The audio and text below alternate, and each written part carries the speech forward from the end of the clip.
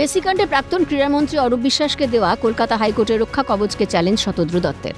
রক্ষা কবচকে চ্যালেঞ্জ করে হাইকোর্টে প্রধান বিচারপতির ডিভিশন বেঞ্চে মামলা করলেন তিনি। তীব্র ভর্ৎসনা করলেও মেসিকাণ্ডে প্রাক্তন ক্রীড়ামন্ত্রী অরূপ বিশ্বাসকে রক্ষা কবচ দিয়েছিল কলকাতা হাইকোর্ট, যার জেরে গ্রেপ্তারির ভয় থেকে মুক্তি পেয়েছিলেন তিনি। তবে নির্দেশ ছিল তদন্তে সহযোগিতা করার, কিন্তু সহযোগিতা দূর, বরং হাজিরা এড়িয়েছেন অরূপ বিশ্বাস।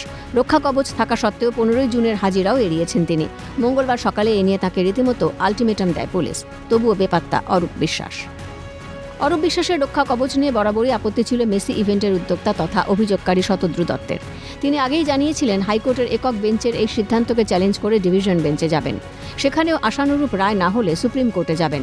অবশেষে ডিভিশন বেঞ্চের দ্বারস্থ শতদ্রু দত্ত।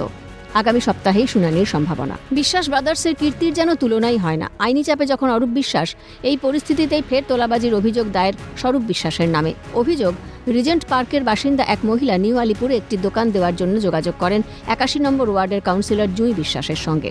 তিনি জানান এ বিষয়ে তাঁর কিছু করার নেই, কথা বলতে হবে স্বরূপ বিশ্বাসের সঙ্গে। এরপর স্বরূপ বিশ্বাসের সঙ্গে যোগাযোগ করলে তাঁকে সুরুচি সঙ্গে একা আসতে বলা হয় এবং 80 লক্ষ টাকা ওই মহিলার কাছ থেকে চান স্বরূপ বিশ্বাস। বর্তমানে শ্রীঘরে স্বরূপ বিশ্বাস, তবুও তাঁর বিরুদ্ধে অভিযোগের পাহাড় যেন বেড়েই চলেছে। অন্যদিকে বেপাত্তা অরূপ বিশ্বাস। ঘটনায় পঞ্চায়েত মন্ত্রী দিলীপ ঘোষ বলেন, অনেকেই হাজিরা এড়িয়েছেন, তবে তাতে কোনো লাভ নেই। অভিযুক্তদের জেলের ভাত খেতেই হবে। কোর্ট যেখানে হস্তক্ষেপ করেছে কোর্টের কথা অনুযায়ী চলবে।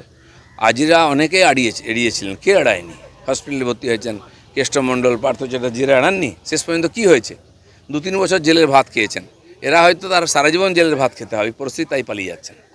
এবার কি তবে অরূপ বিশ্বাসের পালা? গ্রেফতার হতে পারেন অরূপ বিশ্বাস, আশঙ্কা রাজনৈতিক মহলের। অভিরূপা হাজরার রিপোর্ট, ক্যালকাটা নিউজ।